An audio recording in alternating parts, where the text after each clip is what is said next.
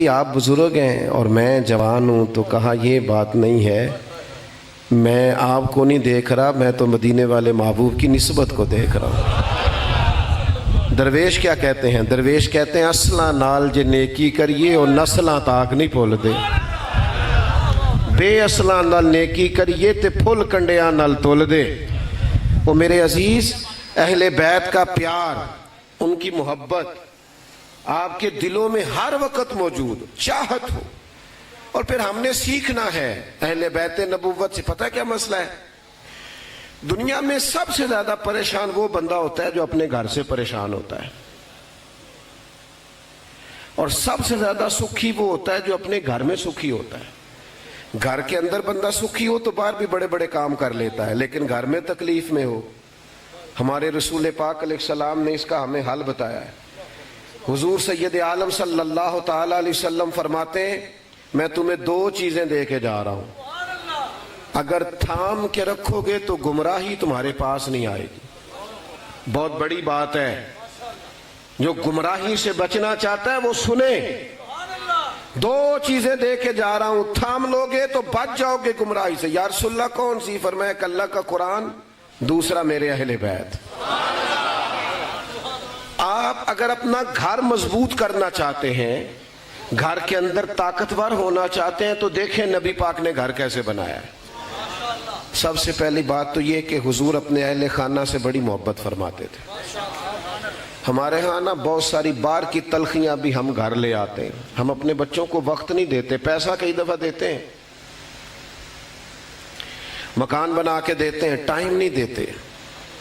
اولادوں کو ٹائم دیں، ان سے پیار کریں، آپ ان کے ساتھ قلبی وابستگی پیدا کریں، آپ اپنے بچوں کے ساتھ وقت گزاریں۔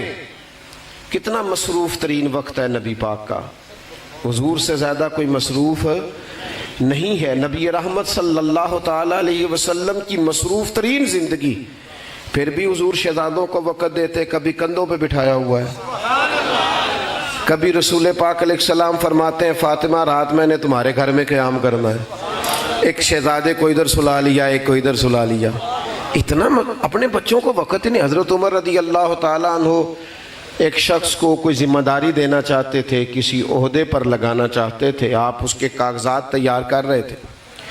اس آدمی کا بچہ کھیلتا کھیلتا آ گیا، کپڑے مٹی سے بھرے ہوئے۔ وہ بندے نے ڈانٹ دیا چل دوڑ جا اپنی اماں کے پاس، تو ادھر کدھر آ گیا ہے، چل دوڑ۔ تو حضرت عمر فرمانے لگے کہ یہ تم نے کیا کیا؟ انہوں نے کہا جی میں نہیں بچوں سے زیادہ، میں بس ان کی اماں جانے یہ جانے۔ تو حضرت عمر فرمانے لگے یہ کاغذات ادھر کرنا، عہدے پر تعیناتی کو پکڑ کے پھاڑ دیے۔ فرمایا تو اس قابل ہی نہیں تجھے عہدہ دیا جائے، جو اپنے بچوں سے پیار نہیں کرتا، وہ باقی دل کے اندر کسی کے لیے کیا جذبہ رکھے گا جس کا یہ جذبہ ہی نہیں۔ اپنے بچوں کو وقت دیں، ہم جان چھڑاتے ہیں، آپ نے ناراض نہیں ہونا، جان چھڑاتے ہیں۔ ان کا چاچا سے بڑا پیار ہے جی، چاچا اسکول لے کے جاتا ہے تو آپ کیوں نہیں جاتے؟ فلانا ڈیوٹی کرے گا، آپ کریں۔ اپنے بچوں کو وقت دیں، وہ کسی بد عقیدہ بد مذہب کے پاس بیٹھتے ہیں، ان کی ساری سوچیں بگڑ جاتی ہیں۔ اپنی اولاد کے لیے ٹائم نکالیں۔ پہلے تو بزرگوں سے بچوں سے کہنا پڑتا تھا نا موبائل کم استعمال کریں، اب تو بچے کہتے ہیں ابا جی سے کہیں یہ گھر آتے ہیں تو تھوڑی دیر موبائل تو چھوڑا کریں، ہماری بات تو سنیں۔ اور یارو اصل زندگی موبائل سے باہر ہے، اس کے اندر نہیں۔ ایک تو نبی پاک نے اپنی اولاد سے بڑا پیار کیا، اپنے بچوں کو ٹائم دیں، محبت کریں۔ دوسری بات، محبت کا مطلب یہ نہیں کہ آپ کوئی ناجائز بات بھی مانیں، تربیت پر بھی پوری توجہ دیں۔ امام حسن نے ایک کھجور منہ میں ڈال لی تھی نا اٹھا کے، تو حضور نے انگلی ڈال کے نکال دی، فرمایا یہ صدقہ ہے، میری اولاد کے لیے جائز نہیں۔ تو بھی ذرا حضور سے سیکھنا، وہ لقمہ اپنی اولاد کو کبھی نہ کھلانا جو ان کے لیے جائز نہیں، کبھی نہ۔ جس گھر میں رزق حلال نہیں آتا، سب سے پہلے اس گھر سے سکون رخصت ہوتا ہے۔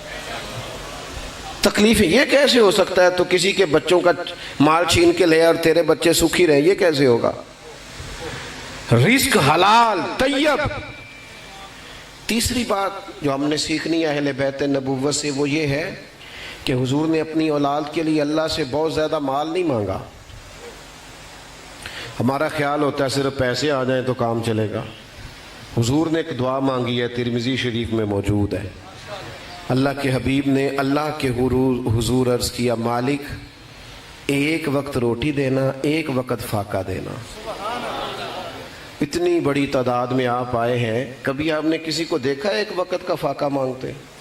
حالانکہ حضور کی دعا موجود ہے ترمذی میں. صرف میٹھائی کھانا سنت نہیں، فاقہ کرنا بھی سنت ہے. اپنی اپنی مرضی کی سنتیں یاد کر لی ہیں بس.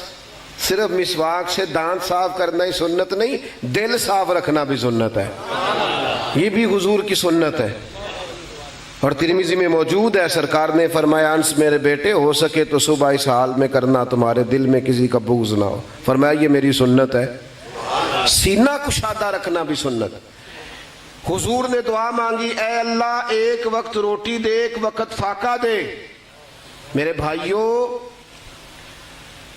بہت زیادہ پیسے لے آنا گھر میں اور بچوں کو بہت سہولیات کا عادی کرنا، حلال حرام کی پرواہ کیے بغیر، یہ بھی ظلم ہے اولاد پر.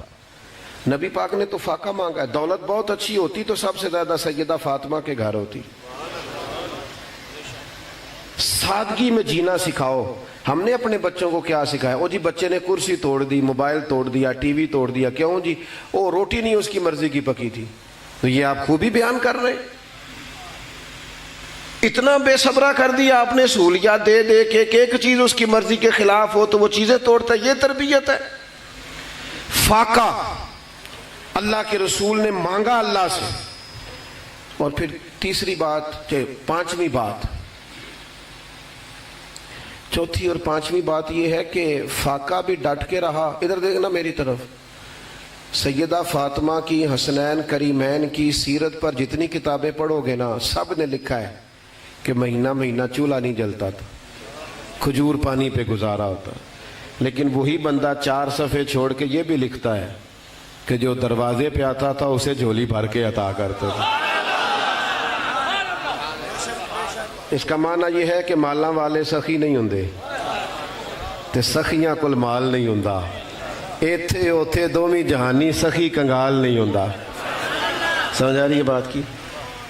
فاقہ رہا، مہینہ مہینہ چولہا نہیں جلا، پر جو دروازے پہ آیا اسے جھولی بھر کے. پتہ کیا ہمارے ہاں ہوتا ہے؟ ہمارے ہاں جب لوگوں کے پاس پیسے آتے ہیں تو پھر وہ رشتہ داریاں بھی امیروں سے کر لیتے ہیں. بلکہ جس بندے کے پاس 4 پیسے آتے ہیں سب سے پہلے تو گاؤں چھوڑتا ہے نا، کسی بڑی سوسائٹی میں جا کے گھر بناتا ہے. پھر اسے سارے بندے امیر ہی لگتے ہیں، کوئی غریب نظر ہی نہیں آتا، چونکہ اب وہ غریب ہے ہی نہیں، دوستی نہیں کسی غریب سے. آپ درد محسوس کریں.